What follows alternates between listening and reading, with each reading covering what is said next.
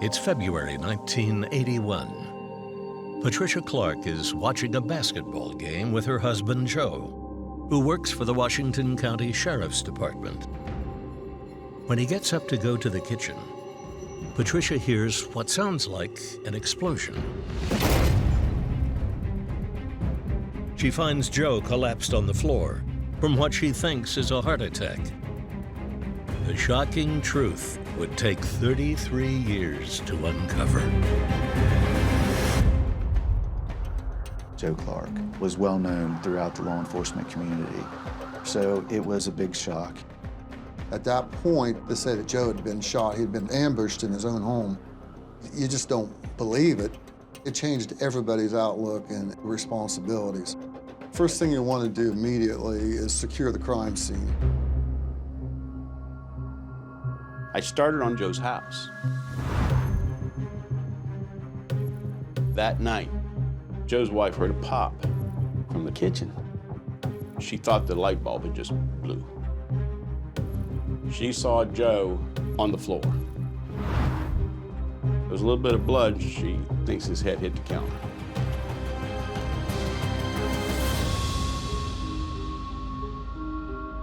And I looked around. And there's a plate glass window in his kitchen. The window was gone. And that's when I see the pellets. There were pellets from a shotgun. And I was beginning to make sense of what happened. The person had gone around the back of Joe's house to where the plate glass window was. The shot came from a shotgun from outside that window at an upward angle. Some of the pellets struck Joe and killed him. On the night of the murder, the officers identified more than 10 witnesses who had seen a blue Ford Pinto parked in the area of the crime scene. Every witness stated that it was idling. As they drove by, the driver of the car would put his hand up in a motion similar to what I'm doing to cover his face. We knew that there's no way the guy could have shot and ran into the vehicle in that amount of time. We believed that there was two people involved, one in the vehicle and one that did the shooting. The next day, at the crime scene, I found a military combat boot print. Also left at the scene was a number 4 buck shotgun shell. So basically at the scene, there wasn't a whole lot of physical evidence to collect. During Joe's short career with the sheriff's office, I knew he had a lot of passion in combating the drug use in Washington County. Clark did an interview talking about the presence of narcotics that was suspected in the area. He said he was going to be naming names the following week and arresting people. He was interviewed that Friday. The article came out the day he was killed. We said, this has got to be drug-related. 3 days after the homicide, I get a call from the dispatch center. Somebody got shot at this trailer park. I pull up. I'm the first one there.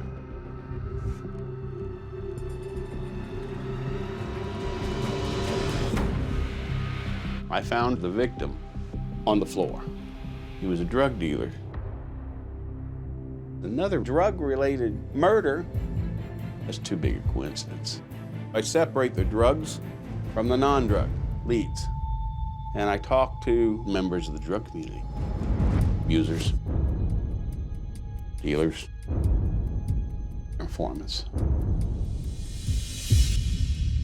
An informant gave me the 2 names, Mr. Washington and Mr. Jones. He told me they shot the drug dealer in the face. I think that Washington and Jones was the same people responsible for the homicide of Joe Clark. Washington and Jones was from the Cuyahoga County area. We got a hold of the Cuyahoga County Sheriff's Office. And he said, I'm very familiar with him, and I have him in jail right now. I said, we're on our way. I said, you all know why I'm here. I said, I want something. You got information.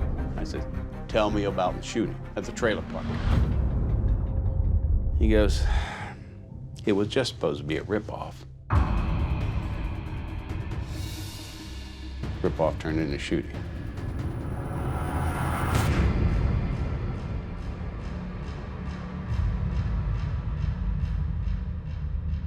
They also said that Mr. Bonner had set it all up.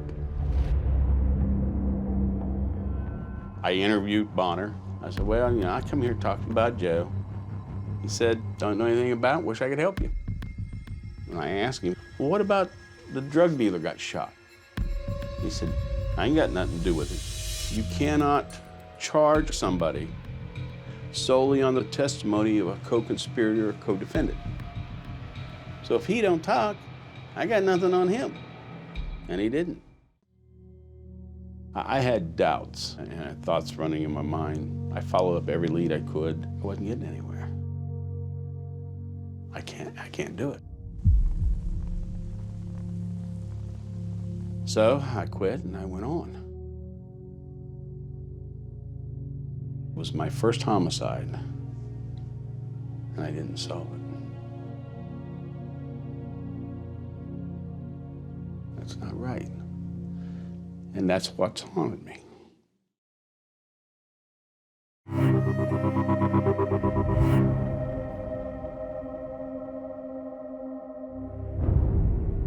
Sheriff Minks asked me if I'd be interested in starting up a cold case unit, and I accepted. When we took over the case again, it was over 30 years old. Lieutenant Clark's house, after he was murdered, was occupied by several families, but the interior walls were never moved. So we asked BCI to bring their scan system in.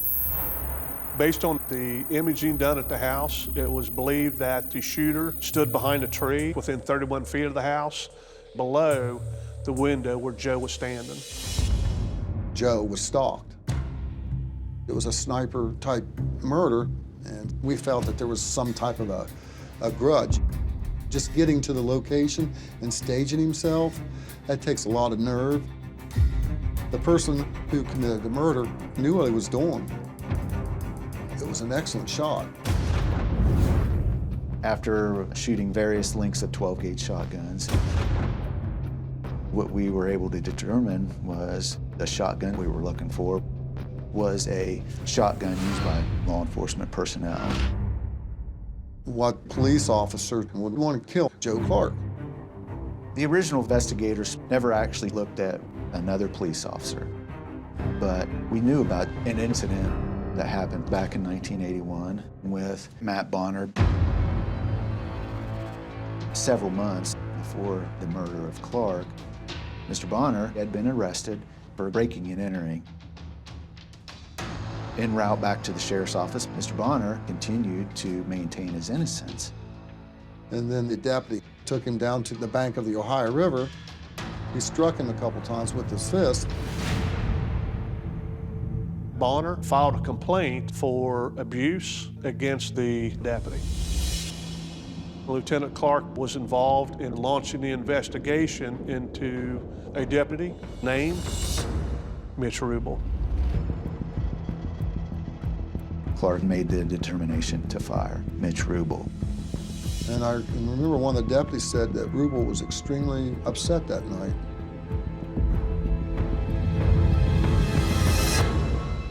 He does fit the profile in this investigation. Mitch Rubel comes from a military background. He served in Vietnam. Mitch Rubel was a gun fanatic. He was driving the sheriff's department to issue number 4 buck in their shotguns. Also, through our investigation, we found out that Mitch drove a blue Pinto, but it was registered in his wife's name. We contacted Mitch Rubel and asked him if he'd come to the sheriff's office so we could interview him. On the night of the murder, Mitch had an alibi. He told us that there was a guy named Todd Smith and that he had stayed with him that night. So, of course, we wanted to question Todd Smith. So me and John went and interviewed him, and we talked to him in my unmarked patrol car. He admitted that Mitch had spent the night there, but they said they didn't go nowhere, but we didn't believe that. We interviewed him for about 4 hours. Only when we offered him police protection did he finally open up and say, I'll tell you the story. Todd was at his apartment, and Mitch knocked on the door. Mitch asked him, do you have any of these shotguns here at the house? And Todd had one that Mitch had given him earlier, and he asked for that shotgun. He gives it to Rubel. They get in Rubel's blue Ford Pinto. They go by Lieutenant Clark's house. Rubel gets out of the vehicle. Todd sits there and waits. They said he waited there so long, and he was starting to get scared and starting to get frightened.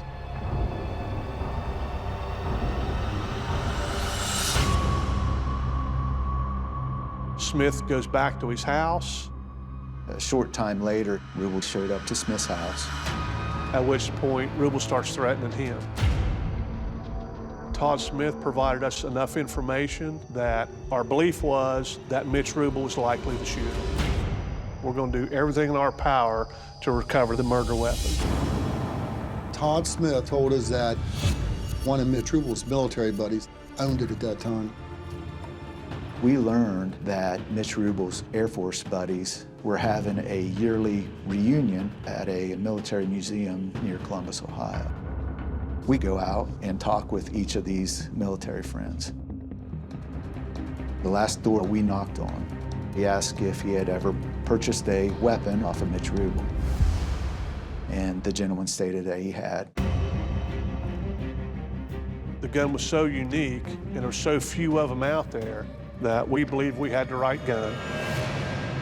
It was a needle in the ocean that we found.